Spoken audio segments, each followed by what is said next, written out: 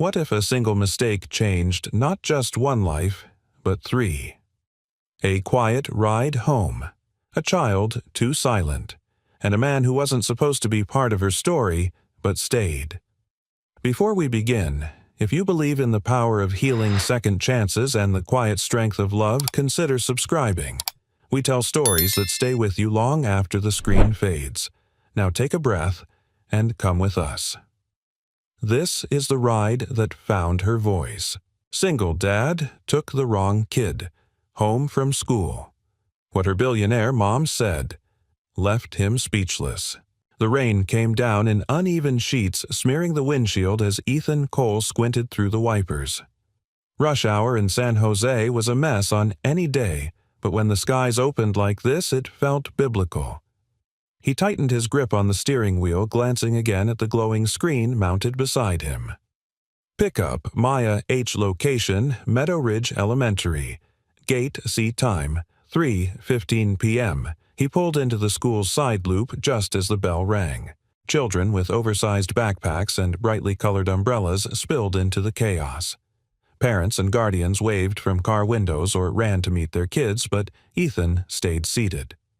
This was the third pickup of the afternoon. He didn't know these kids. He just followed the app, verified the names, and got them home safe. A text pinged. On my way. Can't reach the mom directly. Please wait, WW, Maya, until she gets home. Kid ride dispatch. He sighed. A delay meant risking his next HVAC repair job, the one that might pay for Lila's new asthma inhaler. A figure in a red hoodie approached the car slowly. Small, slight, soaked jeans. She didn't speak. Her face was hidden under the hood, strands of wet brown hair clinging to her cheeks. Ethan rolled the window down. You Maya? She gave a small nod. Silent, eyes down. He unlocked the door, stepping out quickly to open it for her just as the wind howled and slammed it shut again. He caught it with his foot, shielding her with his jacket. Come on, hop in, he said gently. Warm inside. She obeyed. No resistance, no questions. Just climbed in and buckled herself without a word. Inside, the silence was startling. Ethan started driving, checking the app for the listed drop-off. Oak Ridge Apartments, 10 minutes away. Do you want some heat? He asked, adjusting the vents. Still nothing. Then he glanced at her more closely. There was something about the way she sat, stiff, unmoving, hands folded neatly in her lap like she was afraid to touch anything. The other kids he ferried talked, played games on their phones, asked if he had snacks. This one. She was a ghost in the back seat. At the red light, he tried again. Maya, that your name? This time, she looked up, just barely. Her eyes were wide and glassy like twin wells holding back something too deep to spill. She nodded, one word written silently with her body. When they reached the apartment complex, Ethan pulled up to the front entrance. No one was there. He double-checked the address on the app. Correct. Okay, kiddo, he said. Looks like your mom's running late. Let me just call dispatch. Another text came in. Guardian delayed. ETA 30 to 45 Mini. Stay with child or return to safe point. You are authorized for temp hold. It wasn't uncommon. App policy fully legal under their contract. If the child wasn't released to a listed guardian, the driver was allowed to return to their own home for a temporary supervised hold. Ethan hesitated. He looked back at the girl, Maya, still soaked, now shivering slightly. You okay if we wait at my place? Just until your mom gets here. No answer, just that quiet nod again. Back at his house, a small rented 2-bedroom tucked between a tire shop and a taco stand, Ethan guided Maya inside. He handed her a clean towel, offered her hot cocoa, but she didn't take off the hoodie. Didn't speak. She sat on the edge of the couch, hands still folded. Daddy, a voice called from the hallway. Lila, his 10-year-old daughter, poked her head out, her dark curls springing loose from a headband. Who's that? This is Maya, Ethan said. She's just waiting here a bit. Her ride's late. Lila walked closer, studying the girl. She talks. Ethan shrugged. Not much. Lila tilted her head, then, as if sensing something unspoken, simply sat beside Maya and pulled out a sketch pad. She began to draw slowly and without explanation. Within moments, Maya glanced sideways. Then something happened. Maya reached into her hoodie pocket and pulled out a small notepad. Torn pages. Bent cover. She wrote something carefully, then turned it to Lila. One word. Stay. Ethan stepped into the kitchen to make tea. He dialed the dispatcher again to check status. Still no word from Guardian, he asked. There was a pause. Actually, we just checked. Maya H. was picked up earlier today. What Ethan froze. She was signed out by her authorized guardian at 3:10. There's no current open ride request for a Maya H. at Meadow Ridge. He felt his stomach drop. Then who is this girl? Dispatch went silent. Then, do not release her. We're contacting school admin and local PD to cross-check records. You may have picked up the wrong child. Ethan hung up. His heart hammered. In the living room, the two girls now sat closer. Lila had given Maya a blanket. They were drawing together. Maya had added more words to her page, now simple ones. Quiet. Safe. Don't go. Ethan stepped in, kneeling beside them. Maya, he said gently, I think we might have made a mistake today. I'm trying to figure it out, okay? She looked at him. This time she held his gaze. Her eyes shimmered with something ancient and wounded. Then, barely more than a whisper, came the first sound he heard from her. Don't send me back. 3 words. 3 bullets through the chest. And Ethan knew with chilling clarity that this was more than a mix-up. This girl hadn't just gotten into the wrong car, she'd been looking for a way out. And maybe, just maybe, she had found it. Ethan stood in the doorway of the living room, his hand still clutching the phone knuckles white. His heart hadn't slowed since the dispatcher's words, You may have picked up the wrong child. Across the room, Maya was now curled on the couch beside Lila, the two girls quietly sketching with worn crayons and half-torn notebook paper. Lila had always been an old soul, gentle, intuitive, careful with fragile things. But Ethan had never seen her like this. Protective. Present. He took a deep breath, set his phone down, and walked into the room. Maya, he said, soft enough to sound like a question. She looked up, those wide, ancient eyes still fixed on him. I called the school. They're trying to figure things out. He crouched beside her. Do you know your last name? Maya hesitated, then reached for her notepad. She wrote carefully. Just Maya. Ethan's jaw tensed. That wasn't right. No last name. No way to trace her sweetheart. He tried again, choosing his words carefully. Can you tell me who you were supposed to go home with today? She shook her head slowly. Then, in deliberate motion, pointed to the words she'd written before. Quiet. Safe. Don't go. He sat back, the ache in his chest spreading. This wasn't just a child with communication issues. This was a child in flight, not from school, not from the rain, but from something deeper. Lila touched his arm. Dad, she whispered. Can she stay for dinner? He hesitated. Just until we hear from someone. Okay, it's complicated. Everything's complicated, Lila said with a shrug that made her seem older than 10.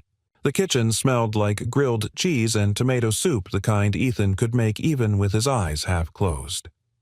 As the three sat around the small wooden table, the kind bought second-hand full of dents and water rings, he couldn't help noticing how Maya held her spoon like it might shatter. Each bite was taken slowly, as if food was something to be earned. He kept the conversation light, asked about school weather, silly things. Maya didn't speak, but she listened. Her eyes flicked between Lila and Ethan, studying every word like it might vanish. Halfway through the meal, a chime rang. Ethan reached for his phone, expecting the school. Unknown number. He answered cautiously. This is Ethan Cole. The voice on the other end was female, clipped formal. Mr. Cole, this is Claire Halston. I believe you have my daughter. He froze. Claire Halston. He repeated more to buy time than from confusion. The name sounded vaguely familiar, something from the business section of the news. I was informed that your driver app accidentally picked up a child named Maya Halston this afternoon. She was supposed to be picked up by a family assistant, but there was an error. Ethan stood stepping away from the table. Yes, she's here. She's safe. I didn't know there was a mix-up until just now. She didn't. She doesn't say much. There was a pause on the line, then a sharp intake of breath. That's to be expected. Another beat. I'll be there in 20 minutes. Click. Ethan stared at the dead line for a moment before pocketing the phone and turning to the girls. Maya, he said gently, your mom's coming. Something shifted in her face. Not fear, not relief, just silence. A deeper silence than before. She went back to her drawing as if nothing had changed, but Ethan noticed her fingers, they were trembling. The rain had slowed by the time the black SUV pulled up outside Ethan's house. The headlights cut through the dark like twin spotlights illuminating the cracks in the driveway and the worn welcome mat by the door. He opened it before she could knock. Claire Halston was everything the media had portrayed her to be, poised, elegant, unsmiling. Her coat looked like it cost more than his car. Her shoes made no sound on the pavement. Her gaze was sharp and searching. I'm Ethan Cole, he said. Maya's inside. She brushed past him without another word. In the living room, Maya sat on the couch cradling the notepad in her lap. She looked up at Claire with a mixture of resignation and detachment. No joy, no spark. Just endurance. Maya Claire said, crouching down. Sweetheart, I'm so sorry. There was a mix-up. Let's go home. Maya didn't move. Claire reached out a hand. Maya flinched. It happened in half a second, but it sliced through the air like a razor. Claire pulled back slowly, her composure wavering. Her mouth opened, but nothing came out. She looked at Ethan, bewildered, almost wounded. She hasn't flinched like that in weeks, she murmured. Not with me. Ethan hesitated, then gently said, She's been writing things, not speaking, but communicating. That's a start. Claire's voice was low-controlled. She hasn't said a word in 7 months. Lila appeared in the doorway holding Maya's drawing. It showed 3 figures, a small girl, a bigger girl with a puffer inhaler, and a tall man holding an umbrella. She drew, this Lila said. She called this safe. Claire stared at it. Something inside her cracked. I've spent 6 figures on therapy, she said half to herself. I've hired the best experts. And this... She looked at Ethan. Really looked at him. Who are you? Just a guy who drives kids home, he said quietly, and fixes HVAC units to pay bills. Claire exhaled, long and shaky. I don't know what to do anymore, she whispered. Ethan didn't offer advice. He simply stepped back, gave her space. Let the silence do what no words could. After a long moment, Claire knelt again. This time, she didn't reach out. She sat at eye-level, hands on her knees, and said nothing. Maya looked at her, then at Lila, then at Ethan. And for the second time that day, she spoke. One word. Stay. And in that moment, no one moved. Because somehow, even in that quiet little living room with rain still clinging to the windows and the smell of soup in the air, the world had shifted, and healing had begun. The next morning dawned gray and quiet, the kind of sky that couldn't decide whether to rain or clear. Ethan sat at the kitchen table, his mug of coffee untouched, watching steam curl into the air like a thought he couldn't quite catch. Maya and Lila were still asleep in Lila's room, 2 small figures tangled in blankets, the pale morning light falling softly across their faces. Ethan had cracked the door just enough to check on them. What he saw made something tighten in his chest, Maya clinging to Lila's arm, her breath steady. Safe. At peace. He didn't know what Claire Halston would decide today, but he knew what his gut told him, and it hadn't steered him wrong when it came to kids, especially kids who were trying not to vanish. He was mid-sip when a knock came at the door. Not loud, not urgent, but deliberate. He opened it to find Claire standing there again, this time without the designer coat. She wore jeans and a navy blazer, hair tied back, makeup minimal. She looked less like a CEO and more like a mother who hadn't slept much. In her hand, a brown paper bag. "I brought breakfast," she said, holding it up awkwardly. "Croissants. From that bakery on Redwood. Someone once told me they make mornings less impossible." Ethan stepped aside to let her in wordlessly. The silence between them wasn't tense, but it wasn't easy either. It was the silence of two people standing at the edge of something unspoken.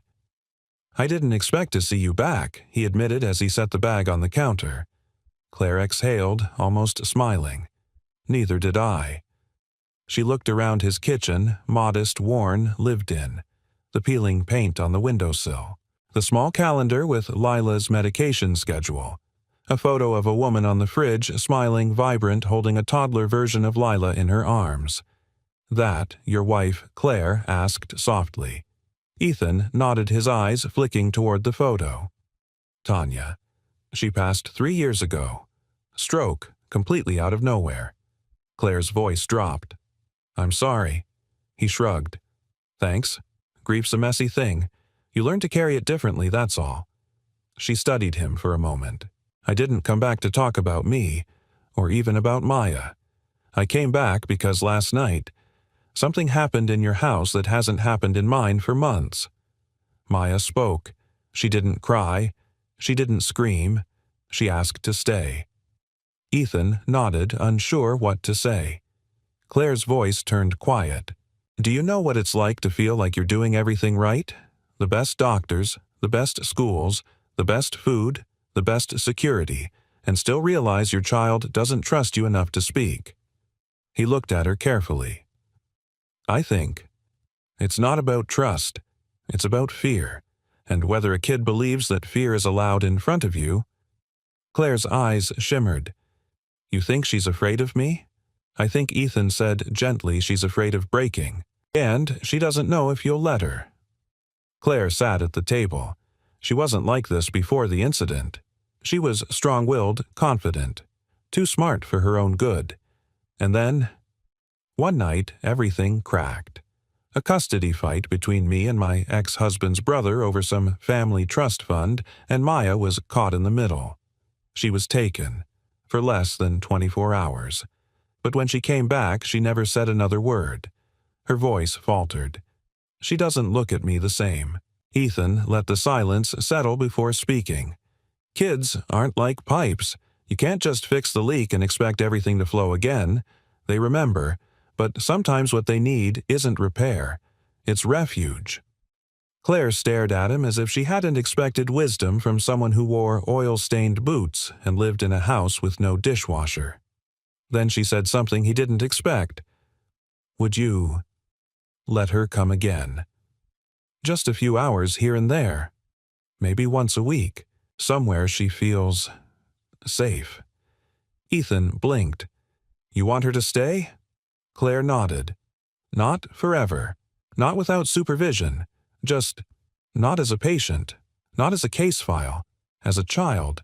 A girl who draws and drinks cocoa and can breathe." It was the first time Ethan saw the woman behind the billionaire. A mother who had run out of strategies, finally surrendering to something gentler. "Yeah," he said quietly. "She can stay."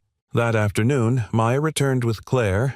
She was still quiet, but there was less tension in her shoulders. Lila greeted her with a grin and a fistful of markers. They disappeared into the back room like they'd known each other forever. Claire stayed in the kitchen with Ethan. She didn't check her phone once. They talked about little things, about big things, about the kinds of pain that don't leave visible bruises. When she finally stood to leave, she paused at the doorway. "My therapist once told me Claire said that it takes a village to raise a child. I thought I could be the village. I thought I could be everything." "You thought being strong meant being alone," Ethan said. She smiled, rueful. "Exactly." And then she turned back. "You saved my life once. Years ago. During a medical equipment fire. I was pinned. You pulled me out before the ceiling collapsed." Ethan stared. "I didn't know that was you." I didn't know it was you either. Not until I saw the hospital tag on your fridge last night." Claire looked at him one last time. Maybe Maya isn't the only one who came back to the right place. Then she walked out, and Ethan stood in the doorway stunned. Somewhere in the house, the sound of children laughing drifted down the hall, and for the first time in years, he didn't feel alone. The next few days passed like a quiet breath held too long. Maya began visiting Ethan and Lila every other afternoon. At first, Claire stayed parked in the driveway, tapping nervously on her phone or pretending to review emails.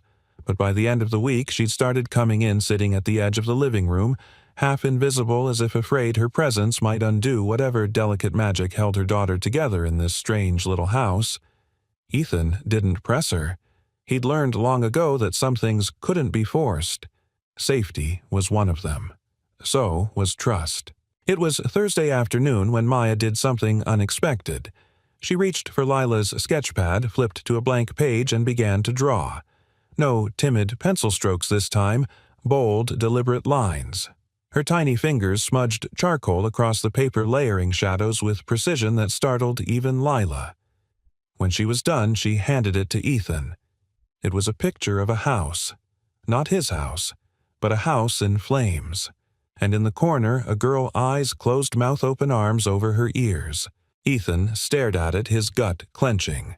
Claire, who had quietly stepped behind him, went pale. "She remembers," she whispered. Ethan looked at her. "Was there a fire?" Claire nodded, her voice barely audible. "Yes." "During the custody dispute, my ex-brother-in-law broke into my guest house thinking Maya was there. He was drunk. The fire spread before anyone could stop it. Maya was sleeping in the main house, but she woke up to the alarms.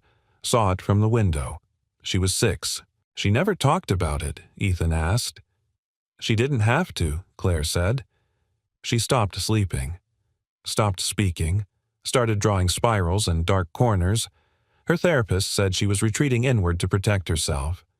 But She looked down. I thought if I just gave her structure, routines, predictability, that would be enough. But I was parenting her like a CEO, building a system, not building trust. There was silence. Then Ethan said, "Kids don't need systems. They need space to fall apart, and someone who won't flinch when they do." Claire's eyes glistened. "Do you have any idea how terrifying it is to not be enough for your own child?" Ethan looked at her for a long moment. "Every day." She blinked. He continued, softer now. "I spent months trying to fix everything after Tanya died. Lila's asthma got worse from the stress. Her teachers told me she was withdrawing. So I read every book, joined every dad forum, got so good at managing that I forgot to just be present. One night Lila looked me in the eye and asked if it was okay for her to cry, because she hadn't seen me do it." Claire pressed a hand over her mouth. "I cried that night," Ethan said simply. Later that evening, after Maya had gone home and Lila was brushing her teeth, Ethan found himself in the garage, a small, cluttered space he hadn't touched in weeks. It still smelled faintly of motor oil and rust, the familiar sense of the life he'd half left behind. He dusted off an old wooden box, Tanya's. Inside were her sketches, designs for interactive learning toys she'd once dreamed of launching for kids with sensory sensitivities. She'd been brilliant, and kind, and always a little bit chaotic in the best way. Ethan traced one design with his finger, a spinning wheel made of old gears meant to teach kids cause and effect through touch. It was beautiful, mechanical but gentle, the kind of thing Maya might like. He set it aside, a new idea taking root. The next day, Ethan invited Claire to walk with him while the girls painted birdhouses in the backyard. She hesitated at first, but eventually followed, arms crossed against the breeze. "I saw your name on that patent sketch," she said as they passed the side gate. "You and your wife." Ethan nodded. It was her idea. I just built the prototypes. She wanted to create tools that let kids communicate through motion, rhythm, texture. Not everything starts with words. Claire looked thoughtful. "I invested in 3 startups trying to do the same thing. They never reached market." Because they didn't start at the kitchen table, Ethan said with a smile. She laughed a quiet, surprised sound. He hesitated. Claire, I don't want to cross a line, but have you ever sat on the floor with Maya and just let her lead? Claire looked away. I always thought that would make things worse, letting her spiral without guidance. Maybe she doesn't need guidance. Maybe she just needs a witness. They stopped walking. Claire said nothing for a while. Then softly, "You know what's strange? In every boardroom I've ever stepped into, I've known exactly who I was. I've commanded the space. But with Maya, I feel like a stranger standing outside her world hoping she'll open a window." Ethan looked at her, his voice low. "Maybe she's waiting to see if you'll sit down long enough for her to unlock the door." Claire's eyes met his. There was no romance in the air. Not yet. But something was shifting, a softness between two people learning how to hold pain without crushing it. That evening, Claire stayed for dinner. They sat at the same dented kitchen table, passing bowls of spaghetti and garlic bread, laughing at how much Parmesan Lila could pile onto a plate. Maya didn't speak, but at one point she slid a new drawing across the table. It was of a treehouse. 3 figures inside, 2 adults and 2 girls. Below it, in crooked letters, "Safe Place." Claire stared at it, her hand trembling slightly as she traced the lines. Ethan smiled gently. "She's starting to draw futures." Claire nodded, her voice thick. "I just hope I get to be in them." "You already are," he said. And for the first time, Claire Halston, CEO Strategist Powerhouse, allowed herself to cry. Not because she was weak, but because in this little house that smelled like garlic bread and second chances, she was finally allowed to feel everything, and be held by people who wouldn't flinch. The garage was humming again. Ethan wiped his hands on a rag, stepping back to admire the delicate frame of the kinetic sculpture he'd just rebuilt from old motor parts and toy gears. It spun, gently powered by a small hand crank, the motion smooth and oddly soothing. It wasn't perfect, not yet, but it moved. And somehow that felt like enough. Inside the house, he could hear the girls laughing, a rare sound that had in recent days become beautifully frequent. Lila had convinced Maya to help build a feelings machine, an elaborate cardboard contraption involving emoji stickers, yarn pulleys, and glitter glue. Maya never used full sentences, but she had started whispering single words when she felt safe. Warm, scared, happy. Each word was a victory. Ethan leaned against the workbench, trying not to overthink the future. Claire had been dropping Maya off more often now, sometimes staying for an hour, sometimes for an afternoon. The woman who had once sat rigid on the edge of his couch now laughed softly at Lila's impressions, asked questions about his tool sets, and even helped wash dishes after dinner last week. There was no grand gesture, no romantic declaration, just presence. It was, in its own way, more intimate than anything he'd known in years. Still, he felt at the edge, the place where something tender might begin or break, and he wasn't sure he was ready. That night, Claire arrived with Maya earlier than usual. She stood in the entryway, holding something wrapped in cloth, long, narrow, and clearly old. "I brought something," she said, a little breathless. Ethan raised an eyebrow. "What is it?" She gently unwrapped the bundle and revealed a long-forgotten prototype, one of Tanya's original mechanical designs, a sensory puzzle board crafted from wood and copper. Ethan blinked in surprise. "This was at Halston Labs?" he asked. Claire nodded. "It was sitting in a storage unit. The team found it while cataloging unused prototypes. I recognized the schematic from your garage." He touched it reverently. "Tanya never submitted that one. Said it was too raw, too personal."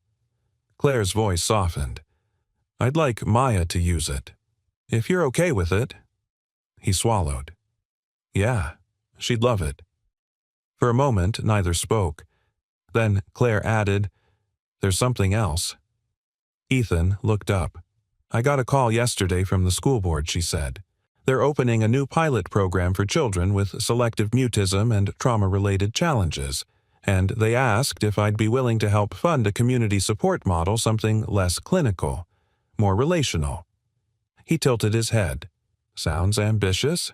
She smiled faintly. I told them I knew someone who could build the prototype. He stared at her. Claire, I'm not asking for a partnership, she interrupted. Not yet. I'm asking if you'd be open to the idea that maybe the thing you walked away from isn't done with you. Her words landed heavier than she realized, because she didn't know the whole story, didn't know how Ethan had left the EMT field after failing to save a 6-year-old in the back of an ambulance. Didn't know how Tanya's death had come 2 months later, a different kind of emergency one he couldn't touch, couldn't fix. Back then, he decided he wasn't meant to save people. Now, here she was handing him blueprints to try again. Later that night, after Maya had fallen asleep, curled up in a blanket fort with Lila, Ethan stepped outside to find Claire leaning against the porch railing. The moon was out pale and imperfect. The light softened the worry lines at the corners of her eyes. He handed her a mug of tea and leaned beside her. She trusts you, Claire said, nodding toward the house. Maya, I don't know how you did it. I didn't do anything, Ethan said. I just didn't leave. Claire sipped her tea. That's not nothing. A long pause stretched between them. Then Ethan spoke carefully. I walked away from a lot, Claire. I left the EMT world because I couldn't carry one more loss. I left the garage for months after Tanya died. I almost left this town. But I stayed because of Lila. And now... He glanced through the window at the two girls curled like bookends in their blanket cocoon. Now, I'm realizing maybe I wasn't meant to save people. Maybe I was just meant to hold the space where they could heal themselves. Claire turned to him. You saved me, Ethan. He looked down. I didn't even recognize you that night in the hospital. I don't mean that night, she said. I mean this one. Their eyes met. No music swelled. No lips moved forward. But something shifted, a knowing, a weight released. Not romance. Not yet. But the beginning of something more honest. Just before leaving, Claire stepped into the living room and knelt beside Maya's blanket fort. She placed a small card inside a hand-drawn star and the words, You are safe. You are strong. You are never alone. Maya didn't open her eyes, but she whispered one word, Mom. Claire gasped, a sound like breath returning after too long underwater. She leaned down and kissed her daughter's head, then turned to Ethan, tears clinging to her lashes. I haven't heard her say that since the fire. Ethan nodded, his own throat tight. She remembered you, he said. She just needed time to feel you were still there. As Claire stepped into the night, Ethan stood quietly at the doorway, holding the moment with reverence. And though he had once walked away from the world tonight, it felt like the world had quietly walked back to him, not asking him to save it. Just to stay. It was Saturday morning when Claire showed up without Maya. Ethan had just finished fixing the loose cabinet door under the sink when he heard the knock, not the usual soft tap that Maya did, or the hesitant rhythm Claire used on work days. This one was firm, deliberate. He wiped his hands on his jeans and opened the door. Claire stood there alone. Her eyes shadowed, jaw tight. She didn't step inside. Maya had a panic episode last night, she said, voice low. She wouldn't let me touch her. Ethan's body tensed. She's okay now. She's with my housekeeper, safe. But she started crying and said something that I didn't know how to respond to. She paused, hands clenched. Then added, she said the fire wasn't an accident. Ethan stepped aside and gestured her in. In the kitchen, she sat at the small table, the one where Maya had first drawn the house in flames. It felt like the room was holding its breath. Claire stared at the steam rising from her tea, then whispered. She said he was looking for me, not her. Ethan didn't need to ask who he was. Claire had spoken briefly before about the custody battle with her ex-husband's brother, a man who'd contested Maya's trust for access to family shares. Ethan had thought it was just money, a bitter feud. But now it sounded darker. She told Lila that she saw him through the window, that he stood in the yard with a bottle and a lighter, and that he looked right at the main house before walking toward the guest house. Claire closed her eyes. I never told her that detail. I didn't even know she remembered it. Ethan's jaw tightened. Claire, was there an investigation? She nodded. It was ruled accidental. He died in the fire. They said it started near a faulty gas line that he must have tripped something drunk. I didn't push back. I was in shock. Maya was silent, and the only person who might have confirmed anything was gone. Now Ethan understood the weight in her shoulders, the flinch when Maya withdrew the perfectionism. Claire had been parenting from guilt and grief and fear that maybe, just maybe, she had missed something fatal. I don't know how to protect her, she whispered. I don't even know if I deserve to. Ethan leaned forward. You're here. You came. That counts for more than you think. Claire looked at him. Being present doesn't undo what she's lived through. No, he said softly, but showing her she's not alone while she lives through it now. That's everything. Later that day, Lila found Ethan in the garage staring at the half-built sensory wall, a modular board covered in texture sounds and small moving parts. He hadn't touched it since Tanya died. Lila was holding Maya's latest drawing. She drew me a circle today, Lila said. It had a crack in it. But then she drew little stitches over the crack. She held it up. Inside the circle were 3 stick figures, one with curly hair, one tall with messy lines around the hands like tools, and one with a crown on her head. Claire. The cracks had been stitched piece by piece. I think it means we're helping her put things back together, Lila said. Ethan swallowed hard. Then he walked to the workbench and picked up his drill. Let's finish this, he said. Let's build her something that doesn't break. The next morning, Claire and Maya returned. The little girl looked tired but less withdrawn. Her shoulders still curled inward, but her eyes found Lila's the moment she stepped through the door. Lila took her hand. Want to see something? She led her out to the garage where the wall now stood in full display rows of switches, spinning gears, cloth panels of different textures, and even a hidden compartment that rang a bell when opened. A handmade system of motion, touch, and sound. Maya stepped forward slowly. Her hand hovered over a small copper dial. Then she turned it. A tiny melody played soft, almost like a lullaby. Maya looked at Ethan. He smiled. That was your mom's idea years ago? Claire, standing in the doorway, blinked in surprise. You remember this? Ethan asked. She nodded, stepping closer. Tanya sketched it on a napkin once. Said if the world could sing, it would do it quietly through broken things. Maya reached out and turned the dial again. The melody played once more. Then she pressed her hand to the fabric panel. Her fingers traced the stitching, uneven but strong. She whispered, "Not broken." Everyone froze. Lila beamed. Claire pressed a trembling hand to her lips. Ethan stepped forward, kneeling beside Maya. "No," he said gently, "not broken." Maya turned to Claire and for the first time since the fire stepped into her mother's arms without hesitation. They didn't speak. They didn't have to. That night, after the dishes were done and Maya had fallen asleep in a sleeping bag beside Lila's bed, Claire lingered on the porch with Ethan. The air was still, warm, the stars unusually clear above the glow of the town. Claire looked out over the yard. She's coming back to me. Slowly. She never left, Ethan said. She just went quiet. And you waited. Claire turned to him. I wasn't always that patient. No one is, he said. But we try anyway. A pause. Then Claire added, when I heard Maya say, Mom, again. I remembered what that word felt like.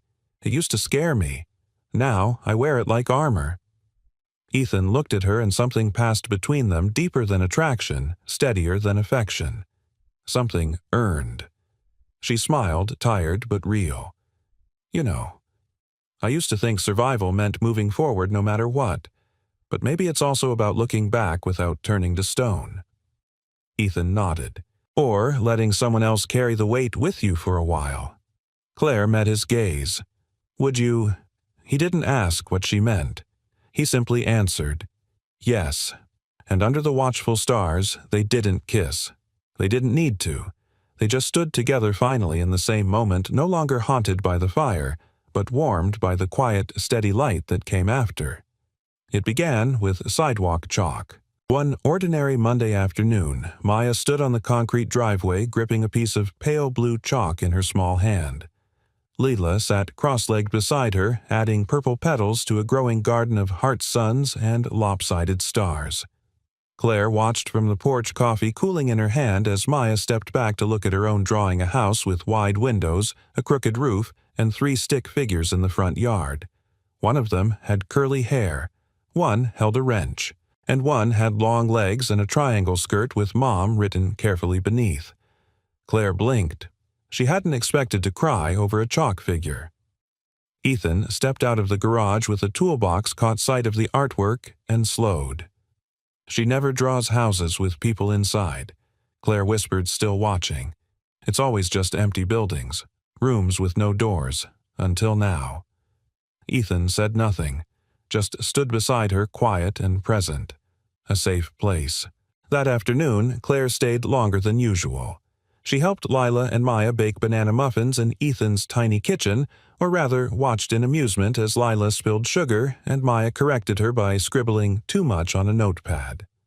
For the first time, Claire didn't step back.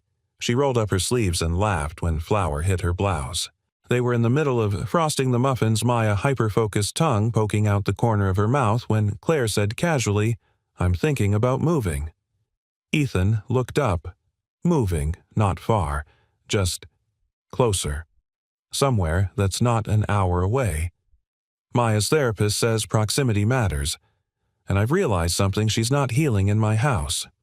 Not yet. But when she's here, she breathes differently. He wiped frosting off his hand. "You think she needs this house?" Claire shook her head. "No, I think she needs this feeling, and I want to figure out how to give her that wherever we are." Ethan glanced toward Maya, who was now carefully placing a blueberry in the center of each muffin like it was a gemstone. "She doesn't need perfect," he said. "She just needs presence." Claire smiled. "I think you've said that before. It's worth repeating." A few days later, Claire invited Ethan and Lila to dinner at her house. It was the first time Ethan had set foot inside the Halston estate, a sprawling modern home perched on a quiet hill just outside the city. Every surface gleamed. Every corner was curated. But there were signs of change. Toys scattered in the living room. Maya's drawings taped unevenly along the hallway wall. Lila was instantly enchanted by the indoor koi pond. Maya showed her how to tap the glass so the fish would follow her finger. Claire, meanwhile, stood with Ethan in the kitchen, uncharacteristically nervous. "Cooking in this place feels like hosting a reality show," she muttered, eyeing the sleek stovetop. "I had to ask the housekeeper how to turn the oven on." Ethan grinned. "Let me guess, you usually just call for takeout." "Don't judge me." "I'm not judging, just impressed you even attempted it." She handed him a bowl of salad. "You're in charge of croutons. Don't let the fish judge you either." The evening unfolded with surprising ease. Over candlelight and mismatched stories, Claire's home lost its stiffness. It became warm, lived in, real. After dessert, Claire poured 2 glasses of wine and walked Ethan to the back deck. The girls stayed behind to build a tower of pillows in the living room. "I've been thinking about what you said," she said, looking out over the dark horizon, "about sitting on the floor, about being a witness, not a fixer." Ethan waited. "I want to try," she continued. "I want to be that for her. Not the version of me who shows up with solutions and a 5-year plan. Just the one who's still here when the tears come, even if I don't know what to say." He turned toward her. "You're already doing it, Claire." She looked at him, then eyes earnest. "It scares me. This not knowing. I've built my whole life on certainty. Then maybe this is the part where you get to build something real." She let out a soft laugh. "You're dangerous, you know. Saying things like that. Is that so?" "Yeah." Makes a woman consider things like walking away from the boardroom. Ethan raised an eyebrow. Don't do that. Just make the boardroom come to you. Claire smiled, and for a moment they stood there shoulder to shoulder, the wind tugging gently at her hair. The next afternoon, Ethan found Maya in the garage, standing in front of the sensory wall he and Lila had built. She was pressing her hands against the soft panels, letting the gears turn beneath her palms. He didn't interrupt, just watched. Eventually, she turned to him and held out a page. On it was a simple sentence carefully written in crayon. "Can I stay more days?" Ethan knelt beside her, heart full. "You can stay as many days as you need." She nodded, then whispered, "Mom says maybe we make a new house." A new house? She pointed to the drawing from before the chalk one. That one. But real. Ethan smiled. Like a treehouse. She shook her head, then wrote, "A house that stays warm, even if it rains." And in that moment, Ethan understood. It wasn't about bricks or blueprints. It was about presence and permanence, and the kind of love that didn't leave when storms came. That night, when Claire came to pick Maya up, Ethan walked her to the car. Before she got in, she turned. She asked me if she could live in 2 places. She said, voice trembling. I told her yes. That healing doesn't have to come in just one shape. Ethan nodded. Claire hesitated, then leaned forward and kissed him soft, brief, no promises, just truth. "I don't know what this is yet," she whispered. "But I know it feels like the kind of house she'd want to draw." And with that, she left. And Ethan stood there, heart wide open, knowing that sometimes the safest place for a child was wherever 2 people had finally decided to stay. The auditorium buzzed with the low hum of parents gathering, folding chairs squeaking under shifting weight, whispers and coughs blending into the soundtrack of an ordinary school assembly. But for Ethan, the noise was secondary. His eyes were on Maya. She stood behind the curtain on the left side of the stage, dressed in a pale yellow dress that Claire had chosen with gentle precision. Her fingers clutched the edge of the velvet drape knuckles white. Her eyes weren't afraid, not exactly, just far away. Like a person standing on the edge of something they weren't sure would catch them if they jumped.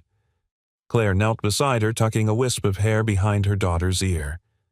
"You don't have to do it, sweetie," she whispered.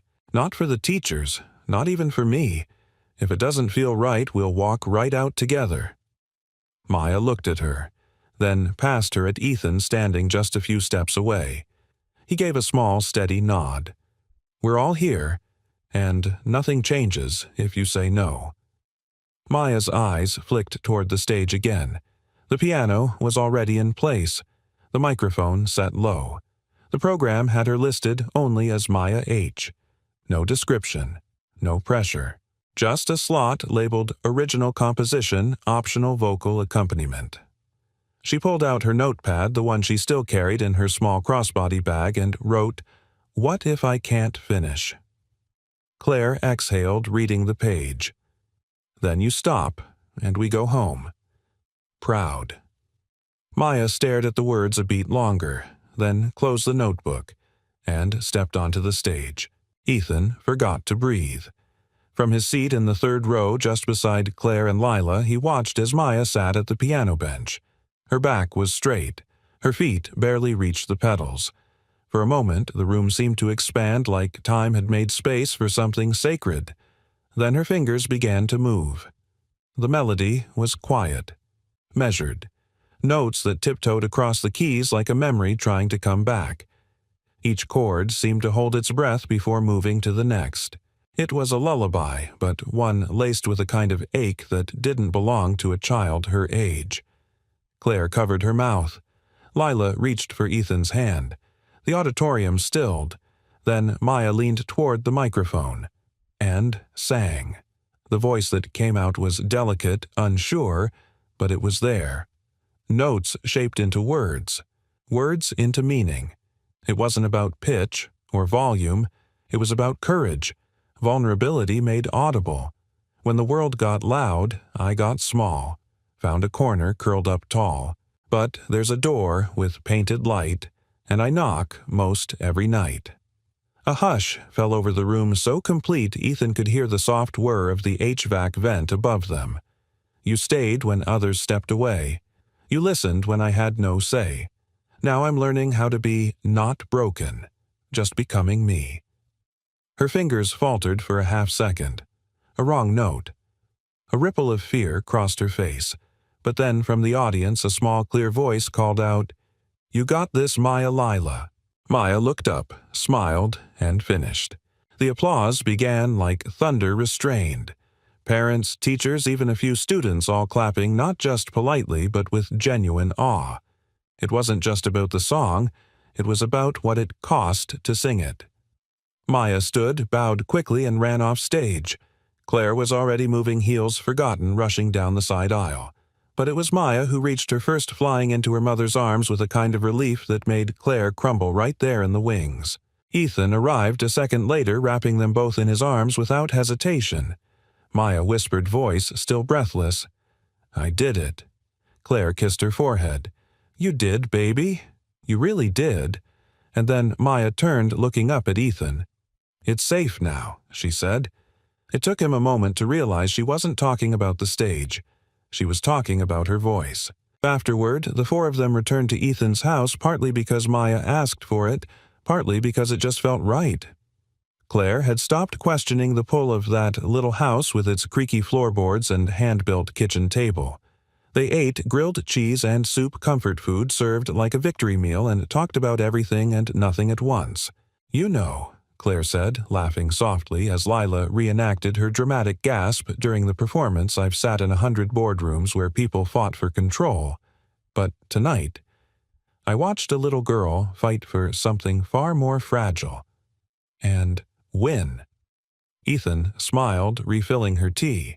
"And she didn't even need a PowerPoint." Claire leaned her chin into her hand. "I didn't know pride could feel like this. Not the kind that comes from ownership, but the kind that comes from letting go." He looked at her carefully. "You're doing it, you know. The hard part." She tilted her head. "Which part? Being a witness." Claire didn't reply immediately, then said quietly, "I was never taught how to stay. I was taught how to lead, how to fix. But this, staying beside someone while they tremble, that's new." "And beautiful," Ethan added. Claire met his gaze, and terrifying. He nodded. That too. That night, after Maya had fallen asleep on the couch with Lila beside her, Claire lingered in the doorway, coat draped over her arm. She looked exhausted. And alive. "I should go," she said. "You don't have to," Ethan replied. She looked at him. For a long moment, then whispered, "What happens next?" Ethan smiled, not with certainty but with something better. "Whatever she draws next." Claire reached for his hand, and this time he didn't pull away. Together they stood in the quiet hum of the living room, two adults stitched together by something no contract or plan could hold. Not promises, but presence. Not perfection, but the kind of love that shows up and stays. The garage was no longer just a place for tools. What began as a cluttered space for broken parts had become something entirely different, a sanctuary stitched from wood motion and quiet resilience. The sensory wall Ethan and Leila built had grown, expanded, not just in size, but in meaning. Maya now called it the listening wall, and the name stuck. Every Sunday afternoon, a few neighborhood kids trickled in, some shy, some loud, some holding more inside than they could say. There was no formal invitation, just an open door. Ethan's gentle nod and the magnetic pull of a space where silence wasn't awkward but honored. Today, Maya was guiding a boy named Theo, a 7-year-old with a stutter and an aversion to eye contact through the wheel and lever system. She didn't speak, just smiled and pointed, showing him how the gears hummed when turned in a sequence. Theo smiled back. Claire sat nearby on a folding chair watching with a stillness that didn't come easy to her. Not long ago, she would have tried to structure the room, rearrange the tools, suggested a checklist. But now, she simply listened. Watched, trusted. "You ever think this would happen?" she asked Ethan quietly. He tightened a bolt on one of the new panels. "You mean turning a mechanic's garage into a therapy session?" She nodded. He smiled.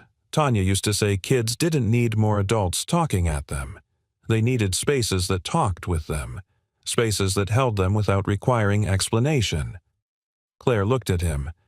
"You think this space holds you too?" Ethan paused, then met her gaze. "Every time I build something that helps a child stay, it feels like a part of me gets to come home too." She smiled softly.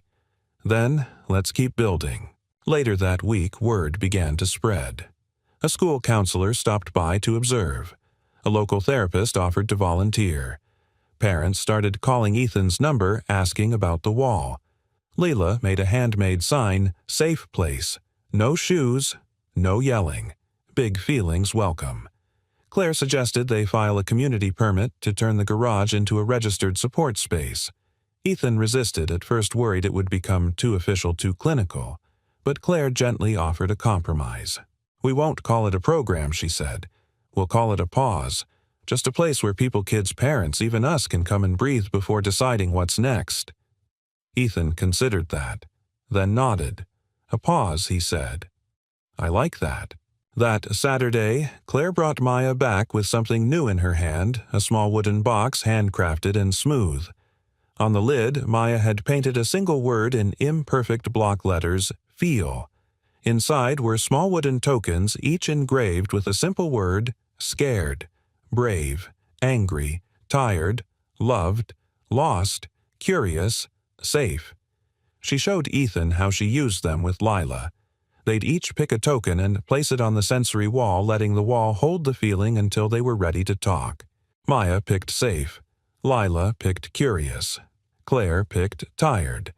Ethan paused, then chose one and handed it to Maya. She read it, hopeful. She beamed. It was the first time Ethan had truly seen her smile like that, not a flicker, but a sunrise. Full and certain. That evening, Claire stayed for dinner again. The house was full of quiet joy, not loud or showy, but the kind that lingered in corners and beneath words.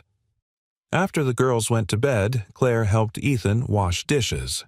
She stood at the sink sleeves, rolled-up eyes, rimmed with fatigue, but bright with something else. Peace, maybe. "Do you ever worry this will disappear?" she asked. Ethan handed her a rinsed plate. "What do you mean, all of this? Her progress, this feeling, like we're all balanced on something too delicate to last." He leaned against the counter. "Every day." She looked at him. "But then I remember," he continued, "that it's not about guaranteeing permanence. It's about showing up, even if it's fragile.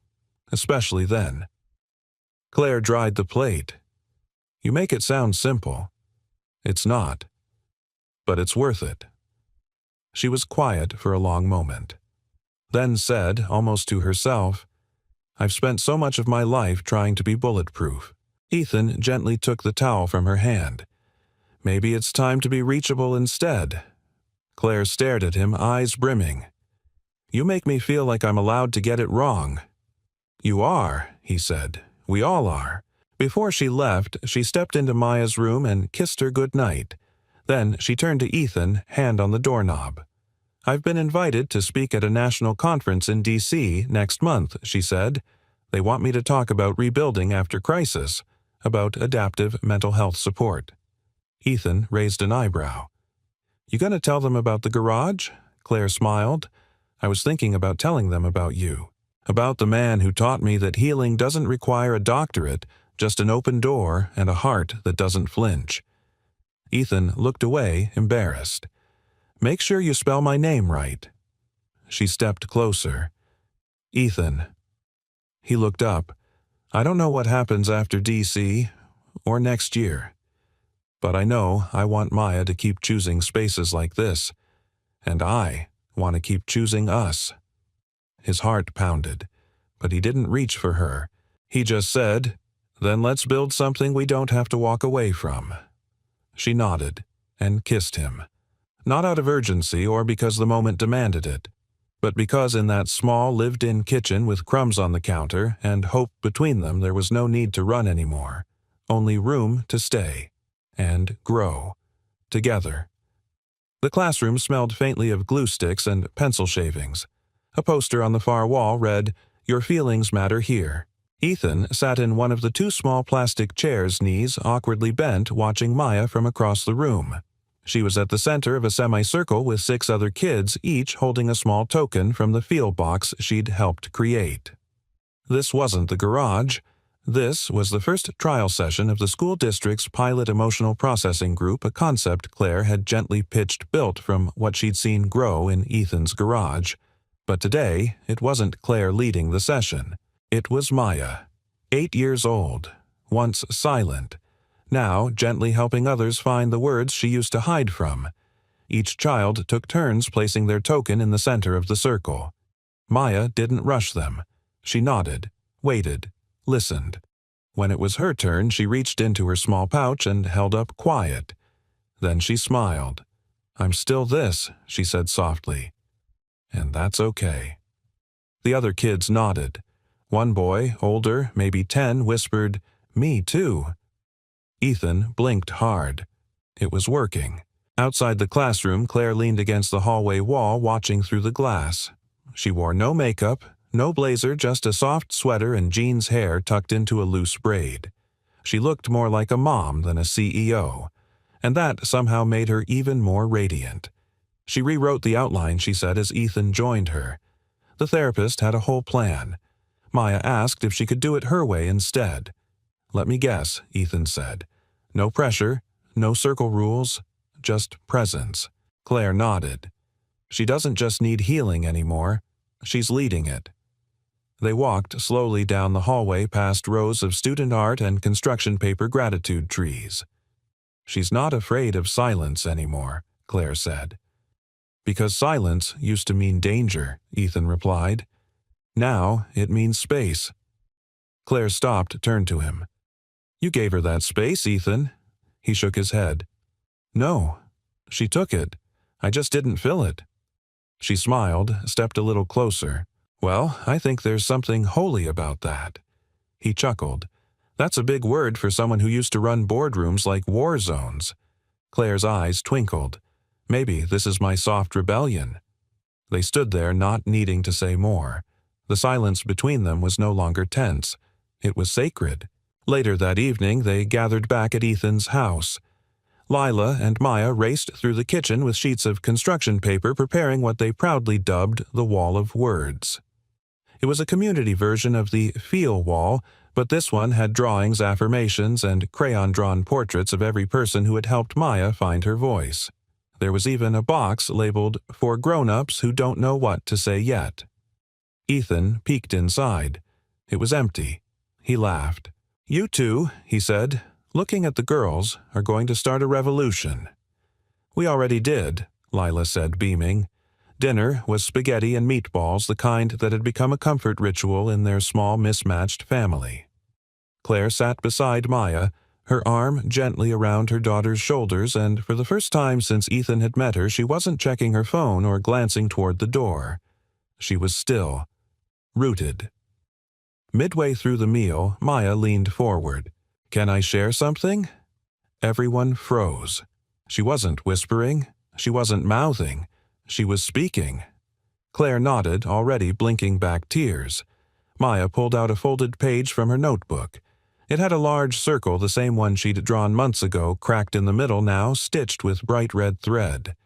"This," Maya said, pointing, "used to be me. I thought if I broke, I'd disappear." She looked at Lila. "Then you told me people can still be whole, even if they've been hurt." She looked at Ethan. "You never tried to fix me. That made me feel like I wasn't wrong." Then she looked at her mother. "And you stayed, even when I didn't come back to you right away." Claire swallowed hard, lips trembling. Maya placed the drawing in the center of the table. Now she said quietly, "I'm not just stitched. I'm strong."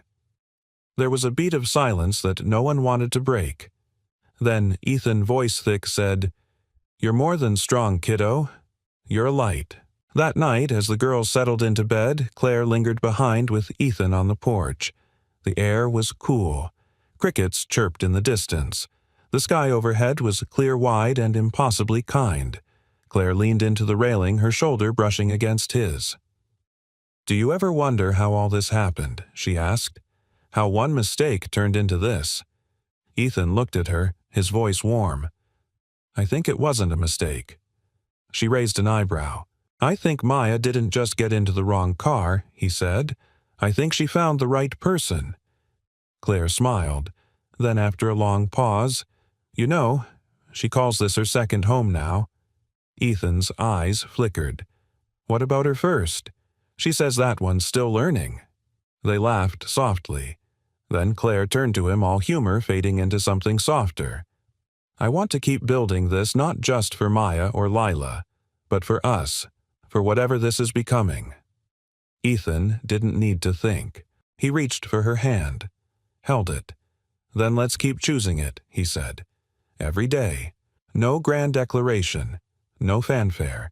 Just two people sitting beneath the stars deciding quietly, wholly to stay." Inside, in the room where the girls now slept, the wall of words glowed softly under a string of fairy lights, and pinned at the very top, written in Maya's small, neat hand, were 5 simple words: safe, heard, seen, home, loved.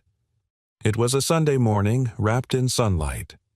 Not the harsh, overconfident light of summer, but the gentle kind that touched everything like it was waking the world with care. The trees swayed lazily. The air held the soft scent of grass warmed overnight.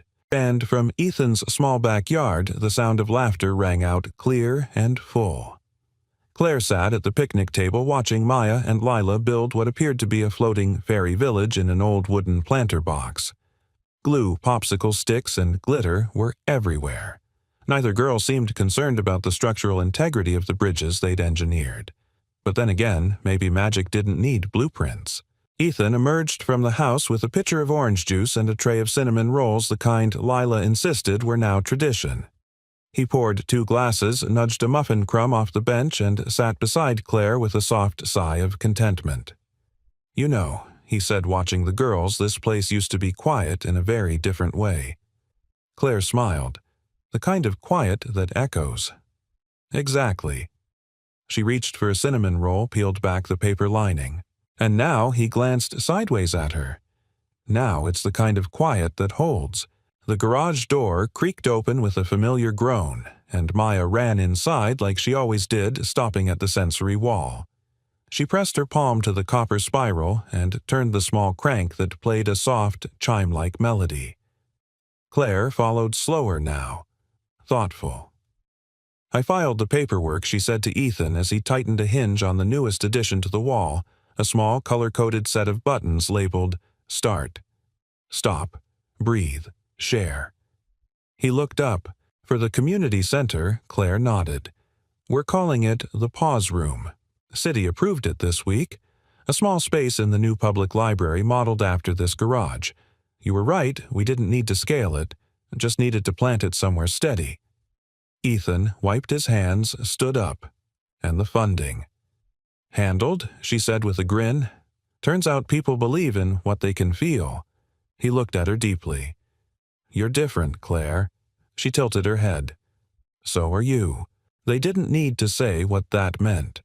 Their changes were written in the way they stood closer now without hesitation, in the fact that she no longer checked her watch, in the way he no longer second-guessed opening the door.